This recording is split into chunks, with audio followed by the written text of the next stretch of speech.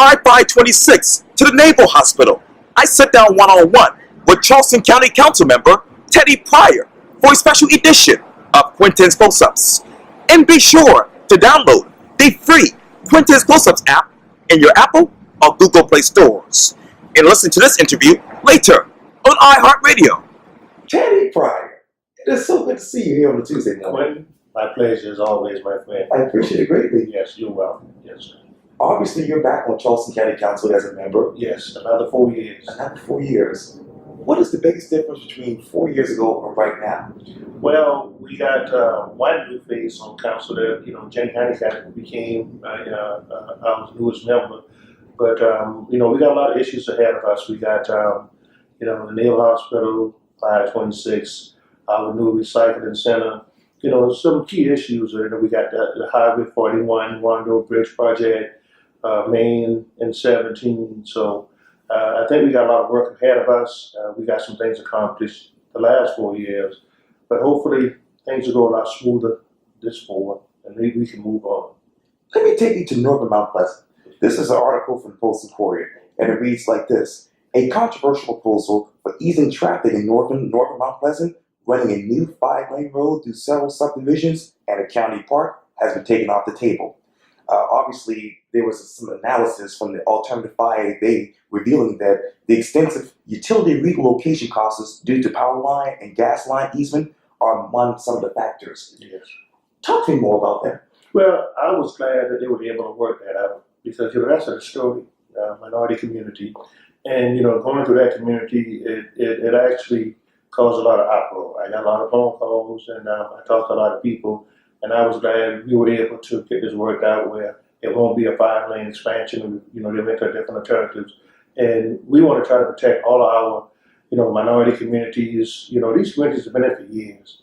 And we want to protect them because it always seems like when a new development, a new road comes, there's always a minority community that's always, taken apart or always takes the hit. And so I was glad to see that they came up with another alternative. That's going to come back. We take a look at it and make sure that people over there are happy. But God bless those folks over there. They came out and they made a difference. You talk about that difference. What are the alternatives as we say right now? Well, I haven't seen, the latest, but I think it would go from a 5-lane to maybe 3-lane, but the problem I see is, when you widen up to the bridge and then when you get over, it goes into smaller traffic on the other side, which is Berkeley County. Now, I think Berkeley County actually benefits from our half-penny sales tax because most of the new development that's going on is in the Berkeley County side versus the Charleston County side. So, maybe Berkeley will someday look at, doing what they need to do on the other side when it gets into Berkeley County. And I want to go back to this latest analysis from Alternative 5A because I want to know what are those utility relocation costs right now? Well, Quintin, I don't have that cost, but I know it's very expensive. I mean, just to put power lines underground, move a power pole, you're talking millions and millions of dollars. That's some of the problems that we ran into on Farley Road and Camp Road. We were doing that. You have to relocate these things, and it costs money. You're talking millions of dollars to relocate these things. And so, I would imagine the price fall outweighed the benefits, so that's why they went to a different alternative. Talk about Camp Road. I got to take you to the Camp Road Library controversy. Mm-hmm. Obviously, according to Channel 5, that has been a topic since 2015. Mm-hmm. And I know that just recently, Charleston County Council voted for a referendum with the support from residents that replaced the library with a new one that's being built right now on Grimble Road. Right. And I know that some of the council members on the James Allentown Council basically said, "Hey, we wanted to hear from the council. We wanted council to hear from us first before you all voted." Mm-hmm. How did we get here with this? Well, Quintin, this was settled in 2015 when I voted to do a brand new library on South Grimble Road. You had some constituents over on James Island, some folks didn't want to move, they didn't like change, okay? Councilman Quealy came with that same proposal when he was on council to keep both libraries open. That was never on the table. We voted to, close the library when the new one was open and move the staff and everybody over there. Some folks would have to travel from, camp over to Grimble. Those folks from Grimble was traveling from Grimble to camp.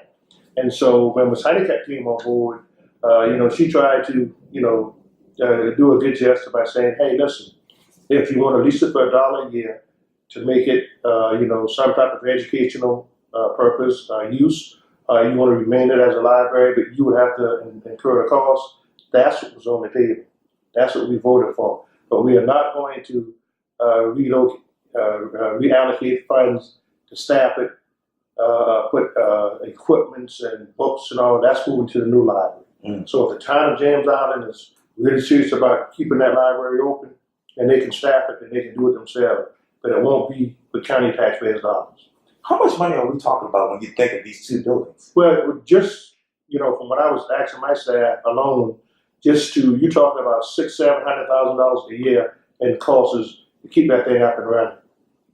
Okay, now that's your utilities, that's your staff, and other costs that you would have. So it makes no sense to spend $600,000 a year just to serve a few people, and you got a brand new library within 2 miles, 3 miles down the street. Let me take you to another issue that's really going on around the counties here in Charleston, and that is the plastic bag ban. I know that you guys asked the attorney to draft up an ordinance over it, and you guys actually voted 8-0, I believe. Where do we go next with plastic bags in Charleston County? Well, here's my take on that. I voted to move it forward until the attorney comes back with something. But, as I told the councilman, he brought it up, I wasn't in support of banning plastic bags right now because you look at a lot of businesses, in the unincorporated area. This will only be in the unincorporated area of Charleston County. This will not affect North Charleston because if North Charleston doesn't want to ban plastic bags, you don't have to. But you go down Bellin Park Road, or you go down Ashley Phosphate Road, but some is in the unincorporated area and some is in North Charleston. Well, how do you mitigate that? I mean, you tell the folks over here, you got a plastic ban, and the folks over here, you can use plastic. And my perspective is, I want to see what it's going to cost the small businesses. Those are the folks that's going to suffer. How many businesses are we talking? Well, staff is going to come back to us when we review that proposal and let us know how many businesses is going to be affected and how many households is going to be affected. But, it's funny that you said that. Me and the wife went downtown on Saturday to eat dinner. And she says, well, can I get a straw? She said, and the server says, well, we are a straw-free restaurant now because of the plastic ban in the city of Charleston. So, that's effective. So now I guess when you go to restaurants, if you want a straw, you got to carry it in your purse and then have your own straw. So, I mean, that's something that needs to be looked at. That if it's not going to be countywide, if it's not going to be, statewide, I don't see how it's going to work. Okay, is it a little problem in Charleston County, or is it a pride problem? I think it's a pride problem. I think a lot of folks are upset because, they think plastic stays in the ground longer. It's more harder to recycle plastic. But I think if this plastic could be resorted when it goes to your recycling center and something else done with it, I think, that could be worked. But I'm just, I'm pro-business. Always has been because I was a small business owner. I don't want new businesses, small businesses to incur unnecessary costs because we did something that, we wanted to do that would make us feel good, but that's, hurt the customer. Now, in any other business or any businesses, the cost is going to get passed along to the consumer. So this plastic bag or plastic ban, we need to really take a good look at it and see what benefits are we going to get out of it. What benefits do you want? I'm fine the way it is. I need to ask my other colleagues when we discuss this, what benefit do they want? Is it, keeping the bags out of the landfill? Is it, keeping the bags off of the beaches, because a lot of people go to the beaches, but then maybe you need to have stricter rules and, and ban them off of going to beaches, but instead of banning it from everywhere. Now, what are the benefits when it comes to the Naval Hospital? Where are you guys in this controversy discussion right now? Well, today is Tuesday. Oh, yeah. And the 11th, I think it's the 12th, the 11th, or 12th, the 12th, it's the 12th. Yeah. We're going to be discussing that this afternoon. My feelings has always been we need to move quickly and get something done. These folks have been waiting for 5 to 6 years to have something done. The longer we wait, the more it's going to cost us. Okay, they came back with a plan about 3 weeks ago, and we hired this group to come back and give us a plan on what we need to do. They came back, and now the ULI along with the Conservation League, and then the city of Charleston came in and says, hey, can y'all, let's do a study. And when the study comes back, see where we go. My complaint on that is, what if the study comes back and says, we need to do A, B, and C? Where's the money going to come from? Do they have a buyer to come and buy this property that's owned by the county and says, here's what we want to put on it? Have they contacted all the other landowners in the surrounding area to see if they are willing to sell? So it seemed like to me it would be prudent to contact these folks first before you go out and do a study, and then they come back and say, well, I really don't want to sell. I got other plans. I want to put something else there. So, you know, my goal is to move forward. We've promised these people for years that there's going to be a social service out. I don't have a problem with having a social service out there, whether it's in the front or whether it's in the back. That's something for county council to decide. But we need to move on. I know earlier in my previous interviews with you for Quintin's close-up, she basically said, hey, the opioid crisis, we could have a center there to help those people out. Yes, but this opioid crisis is going on now, you know, and a lot of people call it a methadone clinic. A lot of people see it as being having folks hanging out there all day long. That's not the way it works. If you go downtown to the Charleston Center, you will see that prominent people, you know, working class people come in, they get the treatment, they drive in all sorts of new cars, they leave and they go. You don't see anybody hanging around. So, you know, I think some folks are confused about if you put in social service out there, that people are going to be hanging outside. It's going to be bad for Rivers Avenue. It's going to look bad in that area. Folks say they don't want to move there. That's just not the case that I see. Now, somebody would have to bring me back some data and information to show me different. Now, while you all are essentially waiting on the study and whatnot, how much would this cost to have this building just sitting there? Well, it's costing right now about $65,000 to $70,000 a month just to have that building sitting there with electricity, a few staff there, and then you got your guards there during the day. Right. And so council is going to have to look at that. I mean, we've been doing that now for the last year or so. So you figure $70,000 a month over a year, you got over $750,000 invested in just to keep the building open. So do we want to go down that road for another year? Another 5 or 6 months? No, I don't want to go down that road. It's time to move. We need to move quickly.